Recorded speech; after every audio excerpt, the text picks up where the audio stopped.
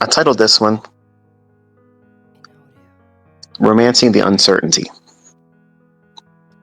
Now, I always try to come up with some kind of little clever title to get you guys thinking about what this potentially might be about. Where am I going to take it? How does it apply to you? How is it applicable to you as a trader, as a student? And I think that the 2024 mentorship so far has been, at the very minimum, illuminating in the aspects that price is predictable, the conditions around the marketplace is predictable, high probability and low probability can be determined, framed, and you can learn to anticipate when it's probability that is against you,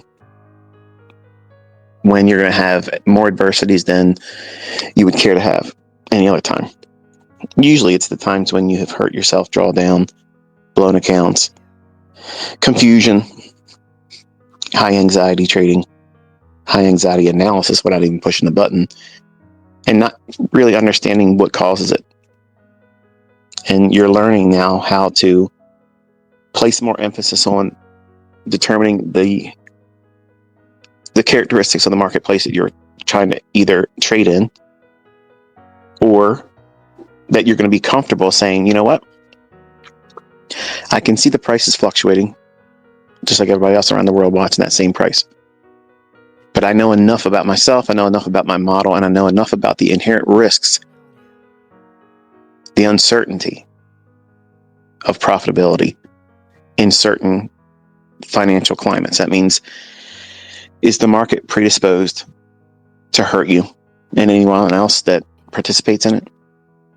And that's kind of like the emphasis for new students on non-farm payroll week.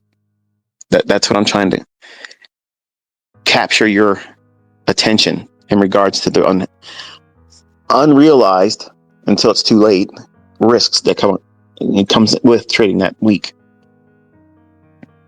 Everybody hears the success stories of how someone did this and someone did that on non-farm payroll. I made this much money. I made that much money. I'm able to get a withdrawal for this much money because I killed it on non-farm payroll.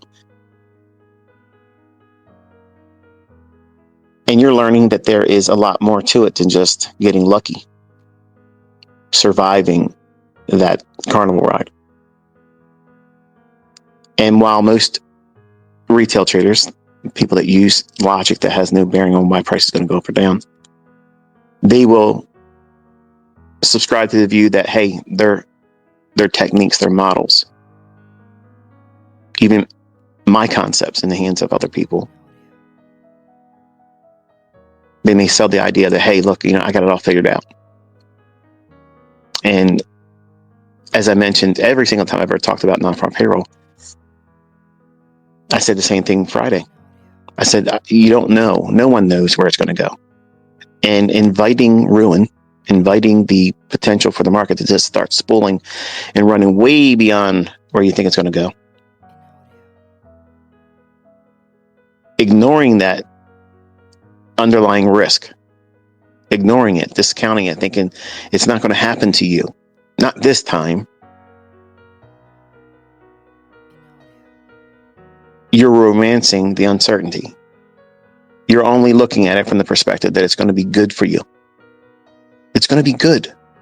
It's a good thing for me to do this. That's what you tell yourself. That's what you're thinking. In reality, you're most likely anxious. That's why you never said anything in front of the public about what you were doing. But when it works, you're going to come out and show your market replay execution. Look at this. Look what I did. I killed it. If you were that confident, you would have done it live. You would have done it in advance. And the fact that you won't do that, or that you see other people doing it just like that, it's cause for concern. You're spending too much time doing the wrong things, worrying about the wrong things, and romancing the uncertainty, only seeing it through rose-colored glasses as an expression that you can only see it your way, or the good side only. and not realizing the underlying risks that are associated with it. So I want you to think about what you watched this week. I want you to think about how we were able to navigate. At the beginning of the week on Monday, I told you what the weekly objective would be. And once it delivered to it, guess what? That was it. We were looking for that weekly buy side and balance, sell side efficiency to be traded down into. And it was just off by a little bit before closing it entirely to the downside. And that's all it did. I want you to think about how I took you into the charts live and showed you executions, buying and selling, emphasizing that the downside was really where we were focusing on. That was proven to you on Monday's top-down analysis.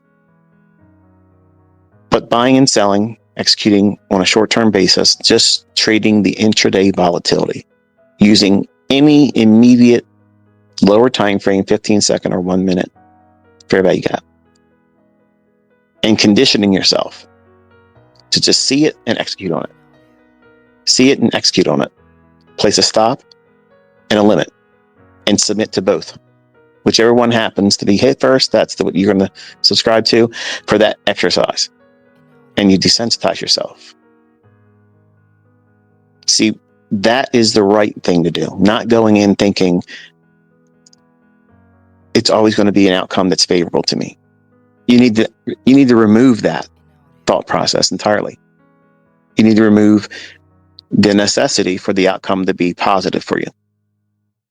Because if you focus on that in the beginning, while you're discovering who you are, what you're going to do to wreck yourself, before you discover your character flaws, every one of us have them, you won't grow efficiently in your understanding. You won't have an understanding of what you're trying to become. Because in the beginning, you really don't know what you're trying to do. You don't know what your ending model is going to be. You don't know how you're going to perform as a career trader. You're not going to understand the things that you don't know yet, because you don't know what you don't know. And that uncertainty for you isn't being romanced. It's being explored. It's being navigated. Much like Christopher Columbus, who set out and discovered America and whatnot. Imagine how scary that would have been for him. Do you think he was trying to talk himself out of it all the time? Or was he thinking, how amazing is it going to be once I discover something new? And he submitted through the process of discovering it, getting out there in the uncharted waters. The hard right edge of every single chart, every single one of them, that hard right edge, that's the retail drowning pool. You see so many traders now. Go on social media. Look. There's stories of regret and woe. I blew my accounts. I lost my funded account. I failed the combine. I don't know what happened on Friday. Why was the market so hard on Friday? Why was the market so choppy this week? The market was trash this week. That's the retail drowning pool, that hard right edge. They want to believe in their fairy tales and myths about why price does this and does that and what indicator causes it to go up and down. But none of them spend the time, like I've been teaching you, to focus on when it's going to be less likely for you to succeed. You're not romancing the uncertainty. You're removing any emotion about that hard right edge. You're looking at, why would price go up? Why would price go down? Who is it going to hurt? Because that's what this game's about. It's about taking. It's about overtaking and devouring. That's what it's all about. It's nothing else but that. And your indicators are going to crunch numbers and spit out some data that you're going to subscribe a religion to. If you're a retail-minded thinker, you're placing faith, almost to the degree and level of religion, over these indicators. Like they're somehow going to cause price to bend to their will. Stochastic says you got to go up. RSI diverge. That means you can't go any lower. You cannot go any lower. You might as well just start going up right now. I used to talk like that to my charts. As a 20-year-old, I said, there's no way that can keep going down. It's diverged twice. It's been oversold for hours. It has to go up now. Everybody sees the same thing, so they got to be doing what? Buying it up. And everybody buying it up should cause it to go higher. Yep, that was me being religious about price action. And that was also me losing money. That hard right edge is no longer scary to you, because you understand where you're at in price relative to the dealing range, the seasonality, what month of the year you're in, what week of that month you're in, what day of the week you're on, what the economic climate is for that week because of the economic calendar. And you're learning how to navigate uncharted waters. You don't know if there's any rocks just beneath the surface that might strike the bottom of your vessel and cause you to sink, but you're not obsessively worrying about that either. You're exploring the uncharted territory of your future self. And while that is exciting, you have to tame that overzealous nature that, like a child waiting on Christmas morning, they can't wait to get up and see what St. Nicholas left them under their tree. What presents are the market makers going to lay in your hands today is a profitable trade? The market maker doesn't let you sit on his lap and ask for what you want for Christmas. It's designed to consume you. So when you adopt the mindset that cannibalizes retail thought, then you are out of its reach. You're just outside of the influence and the religious perspective held over price that indicators and retail logic presents. It takes more faith for people to believe in those things than it is to simply study price action naked and study it through the lens of time and price, inefficiencies, liquidity, seasonality, all those things that are factual influences. These are things that really have an influence and effect over price. And they can be scheduled as a time when you're going to engage the marketplace, because there's an economic calendar that you can look at and say, hey, there's going to be a lot of volatility this day. This specific day of the week, there's going to be lots of volatility that day. And if it happens to be on the latter half of the week, well, you understand now that the cleanest price action is going to be where? At the front of the week. And the retail crowd, the casino goers, the gamblers, the less informed street money is going to be out there on Thursday and Friday pressing really hard to try to do something amazing when the market's more likely to do nothing in their favor but hurt them. Take a look at your chart on a 15-minute time frame. Look at the NASDAQ. Wednesday's trading, Thursday's trading, and Friday's trading. Contrast that with Monday and Tuesday's trading. Whole lot different in terms of how price was delivered. Do you want to be in a market that has difficulty? The difficulty in producing low resistance liquidity runs, where the market just runs quickly, expediently, right to your targets with very little, if at all, retracements.